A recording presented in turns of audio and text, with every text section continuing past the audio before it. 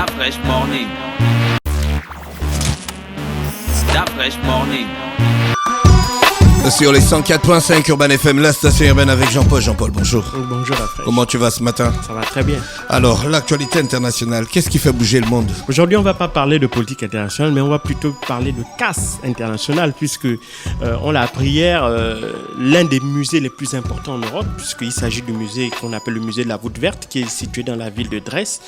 Dresde, c'est une ville qui est située dans l'état de Saxe. C'est l'un des nombreux états d'Allemagne. Il faut savoir que l'Allemagne a un système fédéraliste. Et donc, le Saxland, donc l'état de Saxe, est situé à la frontière entre l'Allemagne et la Suisse et la Pologne. Et c'est un musée qui avait été créé en 1723 par Auguste II, dit Auguste le Fort, qui était grand prince électeur de Saxe et roi de Lituanie. Et donc, c'était lui qui avait donc créé ce musée-là dans cette ville qui était la capitale, en fait, de ce que l'on appelait le Grand-Duché de Saxe. Et donc, dans ce musée, il y avait entreposé tous les objets de valeur qu'il avait. On savait que c'était un fervent collectionneur. Il aimait deux choses particulièrement.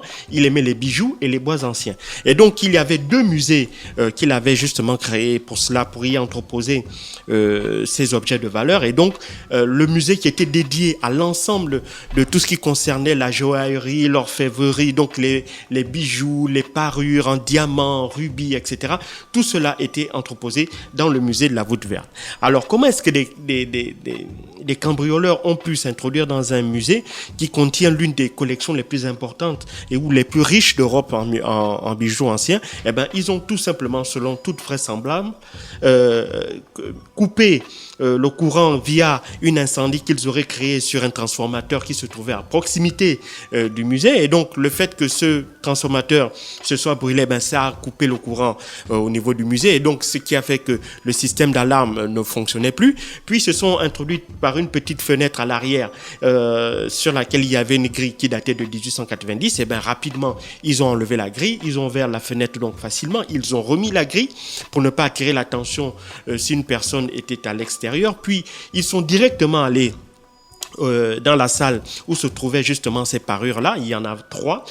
Il faut savoir que au rez-de-chaussée se trouvent les bijoux les plus importants parce que le rez-de-chaussée permet aux visiteurs d'y accéder rapidement dans la salle et pouvoir voir les bijoux. Le deuxième, le troisième étage étant réservé à l'entreposage et si tu veux au gardiennage de ces bijoux. C'est au deuxième, au troisième étage où il y a les coffres. Et donc, lorsqu'ils arrivent rapidement dans cette pièce, ils vont directement sur le meuble où se trouvent ces 3 parures-là, les attaquent, enfin cassent les vitres, puisqu'il n'y a plus de système d'alarme. Eh ben, il n'y a pas d'alarme qui est déclenchée, mais il y a quand même des caméras de surveillance qui continuent de filmer dans l'obscurité. Donc, les images y montrent 2 personnes qui se sont introduites dans la pièce et ont dérobé ces 3 parures-là avant de prendre la porte d'escampette, le tout en moins d'une dizaine de minutes. Alors, selon les autorités locales, eh ben, la valeur nette de ces 3 bijoux-là est inestimable, hein, parce qu'il faut savoir que les parures qui ont été volées,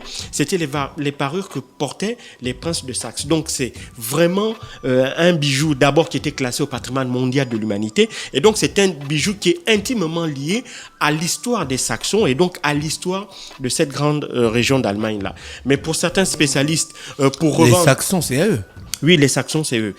Et donc, certains spécialistes estiment que ces 3 parures-là, même si on les revendait au marché noir, leur valeur tournerait aux alentours d'1 milliard d'euros, ce qui est énorme. Et donc, toute l'Allemagne est en ébullition et sont en train de tout mettre en œuvre pour essayer de rattraper ces voleurs. Il faut se rappeler que là, ils ont battu un record. Le précédent record date de 30 ans. Il ne faut pas l'oublier. Le musée Gardner de Boston avait connu un casse aussi où on avait volé des bijoux d'une valeur à l'époque qui était estimé à près de 500 millions de dollars. Et donc là, avec ces 3 bijoux-là qui valent à peu près 1 milliard d'euros, ça fait à peu près dans les 850 millions de dollars. Et bien là, évidemment, on est passé un palier au-dessus. Mais ce qui est particulièrement troublant, c'est que, évidemment, c'est un casse qui a été fait par des spécialistes parce qu'il faut bien se rendre compte qu'en mettant le feu dans notre transformateur à côté, ils ont su que cela devait déconnecter le système d'alarme l'alarme. Et donc, ce sont Il n'y des avait pas gens... un générateur de secours normalement dans Apparemment, il n'avait pas de générateur de secours, puisqu'il faut savoir que l'Allemagne est réputée comme étant une ville assez sûre. Oui. Et donc, C'est eux qui ont fêté 30 ans sans coupure de courant. Voilà, et donc vraiment, ils ne pouvaient pas s'imaginer que des gens allaient s'en prendre à un transformateur pour qu'il y ait une coupure d'électricité, parce qu'il n'y a pas seulement le musée qui a connu cette coupure d'électricité, c'est l'ensemble des pâtés de maison qui étaient alimentés par ce transformateur-là, qui étaient dans l'obscurité, y compris les appartements et l'éclairage public. Et donc tout ça a permis à ce que dans l'obscurité ambiante qui régnait, eh ben, les voleurs ont pu s'introduire, commettre leur forfait et ressortir tranquillement et disparaître dans la nature. Maintenant, évidemment, est-ce qu'ils parviendront Est-ce qu'on parviendra à les retrouver? C'est possible. Étant donné la valeur de ces bijoux-là, il faut savoir que, évidemment, ce sont des bijoux anciens, à la différence des bijoux qui sont beaucoup plus récents, qui ont une traçabilité, et donc il est plus facile de retracer.